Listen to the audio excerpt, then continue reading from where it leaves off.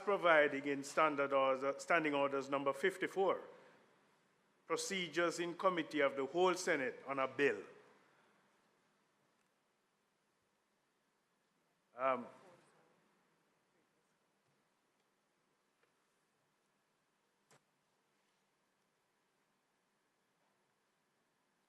Ms. Curtis, you want to? Starting with Standing Order number 74. And 74 speaks to 74 as one of those procedures in select committee.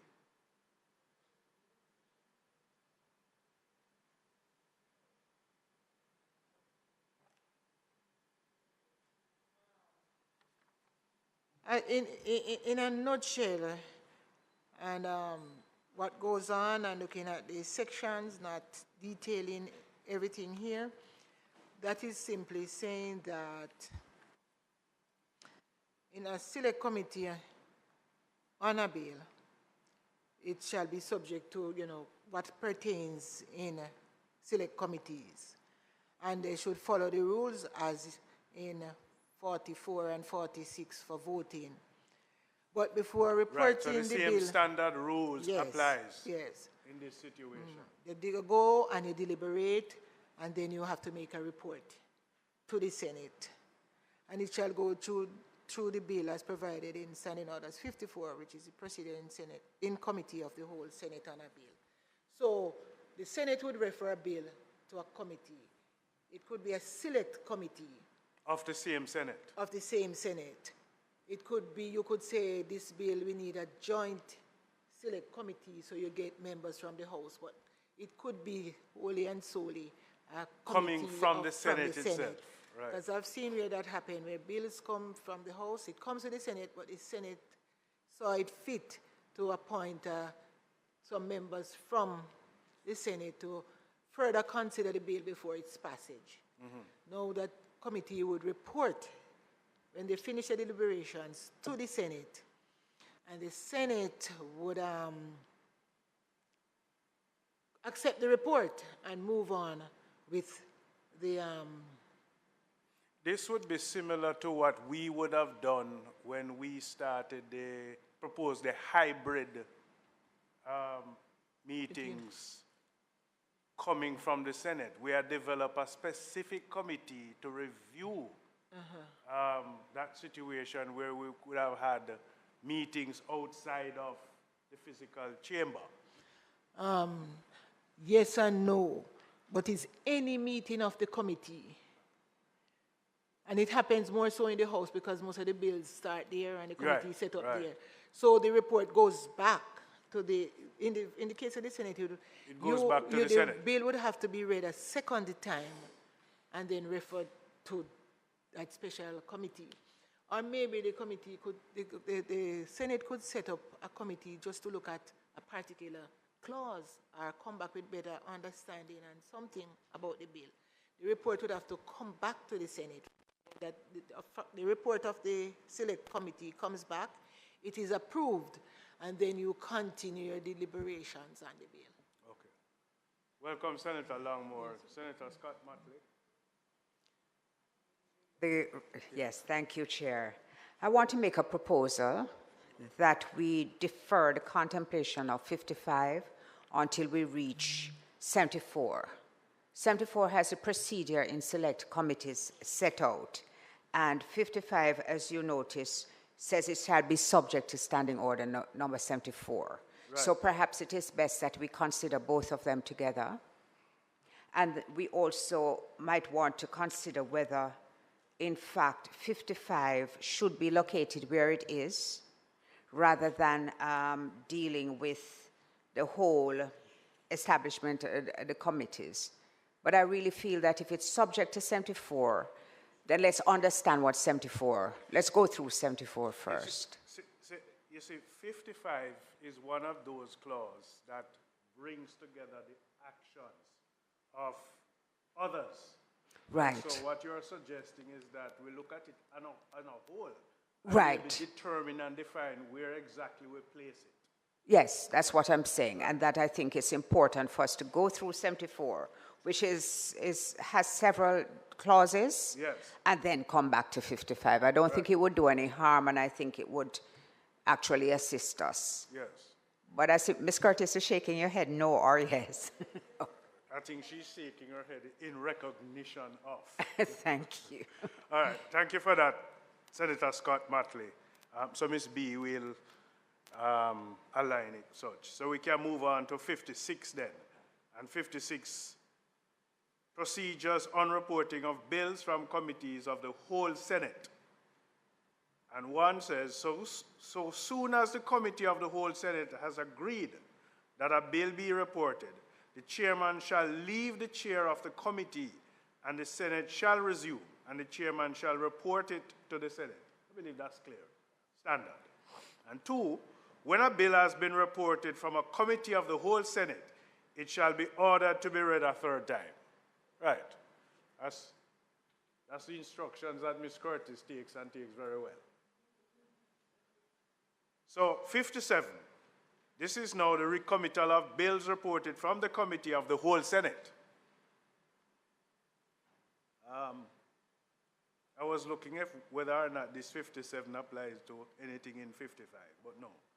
One says, if any member desires to delete or to amend any provision contained in a bill as reported from a committee of the whole Senate, or to introduce any new provision therein, he may at any time before a member rises to move the third reading of the bill, move that the bill be recommitted either wholly or in respect only of some particular part or parts of the bill, or some proposed new clause or new schedule, no notice of such motion being required.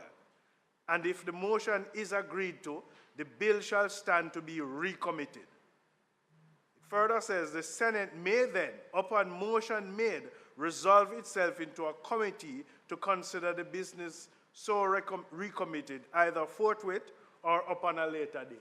And I suspect upon a later date means if the matter is so extensive or expansive in nature. Right.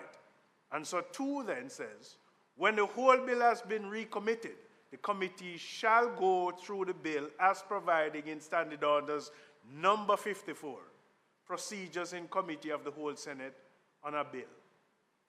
And then 3, when a bill has been recommitted in respect only of some particular part or parts, or of some proposed new clause or new schedule, the committee shall consider only the matter so recommitted and any amendment which may be moved thereto. So this is a protection of going outside of what you are exactly speaking about.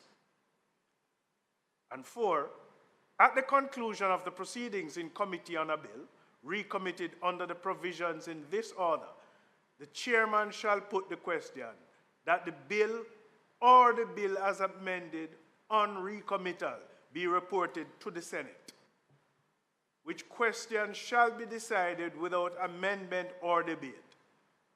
So soon as the bill has been reported, the member in charge of the bill may either name a future day for the third reading of the bill or move that it be read a third time forthwith.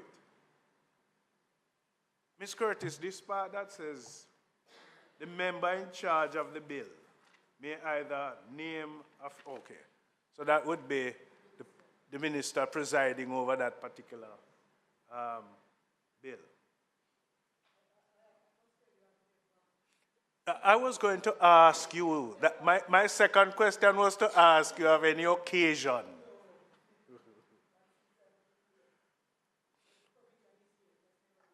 Okay.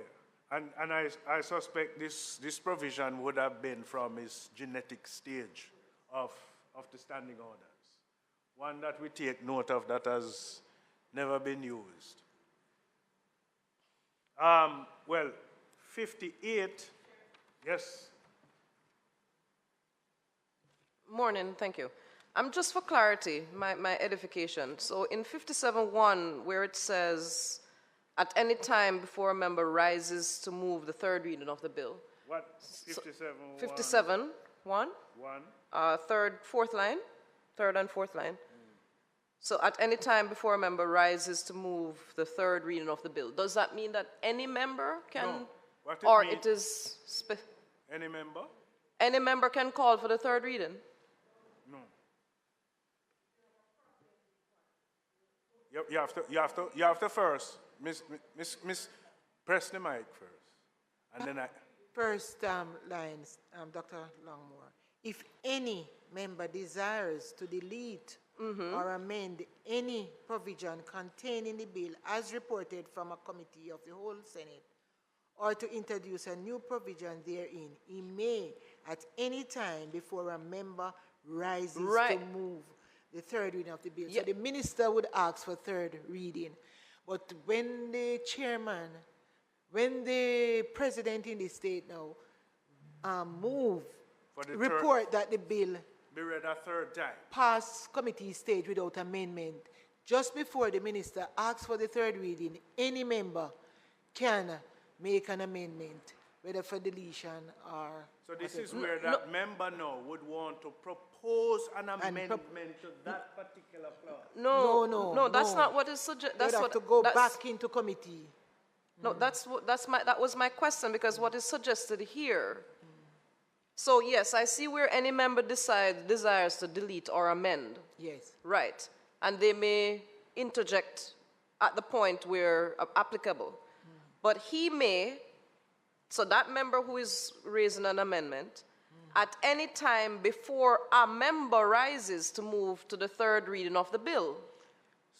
So what I'm asking, if that before a member rises, is that any member who can rise for the third reading? No, not any. It That- would be that's the what this minister suggests. asks that it is the minister who would ask that the bill be read. a That's third what I time. would think, but it says here before a member rises to move for the third reading. So So, we could so alter- go ahead. just We clarity, could- thanks. We could amend that to say before. I think what Senator Longmore is observing is could be that, if you don't mind, Please. is that in the other sections, it refers to the member in charge of the bill. Right. It's the same member. But here, it just says a member. And I think for That could what be she said, amended. for clarity, we should add the member in charge of the bill. Right. Yes. I think Fine. that's where I think she's the- right. The fact and- that she has raised it, That's what you were right? saying. It's so- an observation that it requires some sort of Yes. clarity. Because what the common thread in this would be member. Yes. But this is not speaking to any member. Right. And furthermore, Chair, the other clauses, for example, 58.2, I'm pulling out one, Yeah. speaks to the member in charge of the bill. Right, so that is And this should be specific. made, yes, That is this should be made defined. explicit here. Right. That is For defined, consistency. And that is identifiable in terms of that particular member who is represented. Absolutely. Right. 1 second. Ms. Curtis. A member, different from a member, the member in charge. Because, for example, the Minister Samuda might be in charge of that bill. He took charge of it. I signify my willingness to take charge of the bill. It's within his portfolio. But say he is absent, another minister can carry that bill. And it's only a minister that can carry a government bill through. So say if say Senator Hill is here and carrying it through, he is a minister. So I'm wondering if we should say a minister or the minister, or we would say he's in charge of the bill at that time. Mr. Chair, Yes. I think we have to be careful here because from my understanding, it is not only a minister that can carry a bill in the Senate.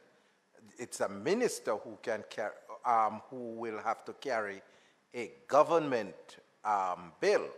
But for example, you might have those a private members bill. Private members bill. Right. You know, And I believe one is in the other house. No. right. So I think this would capture those situations. So we have to be careful how we approach this and make sure that it does not exclude those situations. Well, maybe what we need to do, and so I think in this case, we ought to be, what the need is to define whether it is the member in charge in the clause that Senator Longmore had raised. And so we may want to, yeah.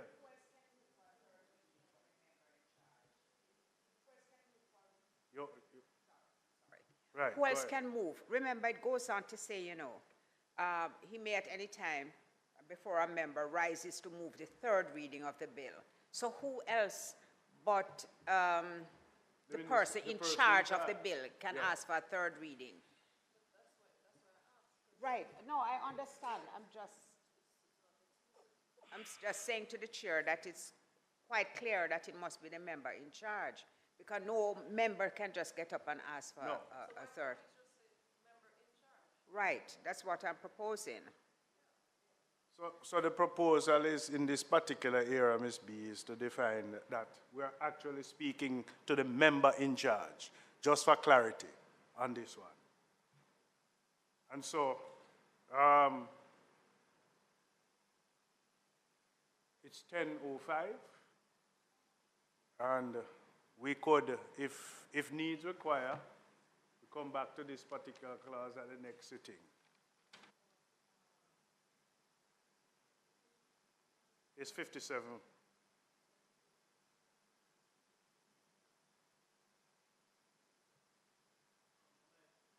Sorry. Yeah, I have a matter which I wish to raise concerning Standing Order 8 and the mention of the 120 motion.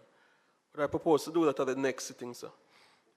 Well, that would be going back to what we would have already gone through, but It would be, sir, but we would take note of it and ask for a recommittal. as a new member to the parliament, I'd like some clarity, so I'll That's seek it fine. at the next sitting. That's fine, and that is what these procedures are all about. Indeed. Thank you, sir. All right. So on that note, then, we ask for an adjournment. Motion for adjournment. Thank you, Senator Longmore. Seconded by Senator Fitzhenley. And so we adjourn until the next date. Thank you very much, colleagues.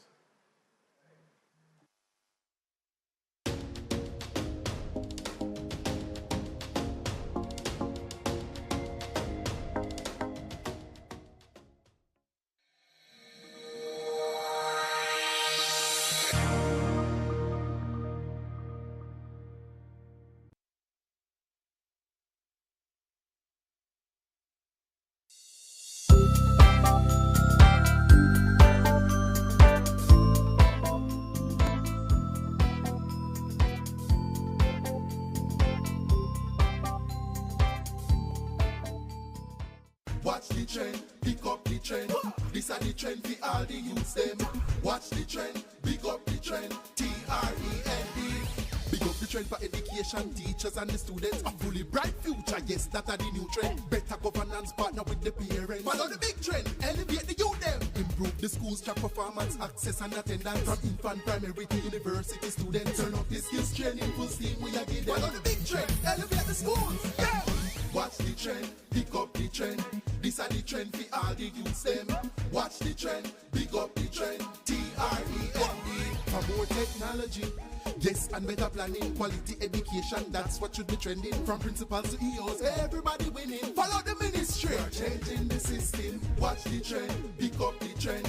This is Trend, Transforming Education for National Development, a program designed by the Ministry of Education and Youth to transform Jamaica's education system for a brighter tomorrow.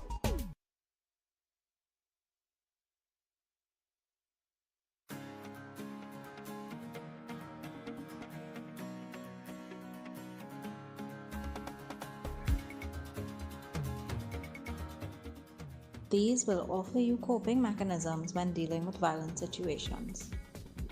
That is a very simple phone number that you can store in case of any emergencies. Violence exists in the form of corrective rape. Welcome Marines as the totally new HE member. We realize that success in agriculture isn't just about land and access to finance. We realize that we have members who have issues of domestic abuse, who have issues of child sexual abuse in their families. We've noted that the barriers and the obstacles are quite different for women and girls than for men. And this is why we decided to take a holistic approach. Violence against women and girls is an issue